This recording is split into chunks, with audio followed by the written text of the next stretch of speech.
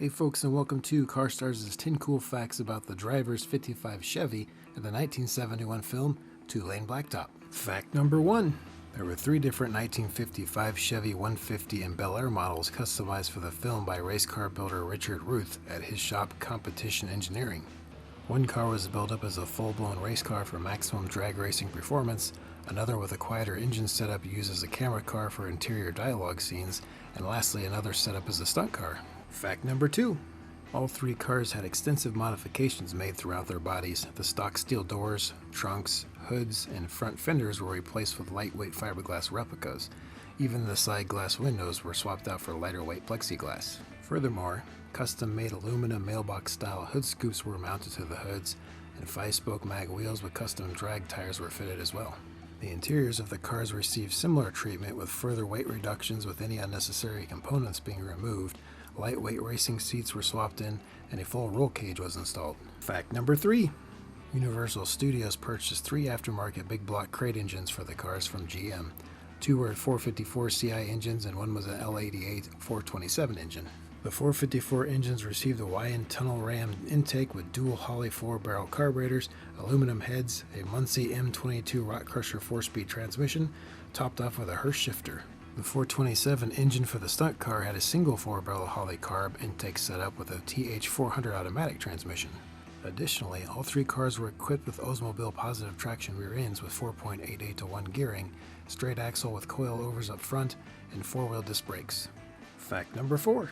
With the right driver and track conditions, the full drag setup 454 powered car was reportedly capable of quarter-mile times in the upper 10s, which is quite impressive by even today's amateur drag racing standards. Fact number 5. One incident that occurred during the final race scene of the movie was when the driver character, played by James Taylor, was told to rev the engine up to 6,500 RPM and then dump the clutch for the scene. He did as directed, but the shifter had slipped into reverse unknowingly, which shunted the driveline so hard that the drive shaft snapped in 2, tearing straight up through the floor pan of the car, nearly striking the cameraman. Fact number 6. After filming concluded, all 3 cars were brought back to Universal, where they sat in the prop lot for quite some time. The camera car was sold to a local studio mechanic, but later ended up in Canada for a number of years. The other 454 car, along with the 427 stunt car, were later reused in another great car film, American Graffiti, in 1973, where they were repainted gloss black and essentially converted back into street cars once again, except for their engines, which were left unchanged. Fact number 7.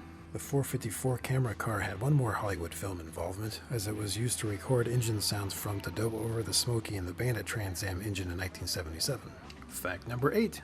The 427 stunt car was destroyed during filming American Graffiti's finale drag racing scene, resulting in it being stripped out and ultimately crushed afterwards. The main 454 car was sold and eventually ended up being restored, but not back to the way that it appeared in either of the 2 movies that it was featured in. The car still remains in a private collection today. Fact number 9. The 454 camera car, which is the last remaining authentic 55 Chevy from the film, was eventually purchased from the Canadian owner by Walt Bailey and brought back to the US. Bailey worked with the original customizer of the car, Richard Ruth, to restore it back to its as-seen on-screen condition. Fact number 10. Walt Bailey then sold the restored car, coined as the 2-Lane Blacktop 55 Chevy, at a Barrett's-Jackson auction in 2015 for $159,500. Well, there you have it, folks. Thanks for watching, and make sure to hit that subscribe button if you like what you saw here. You guys are all great. See you next time.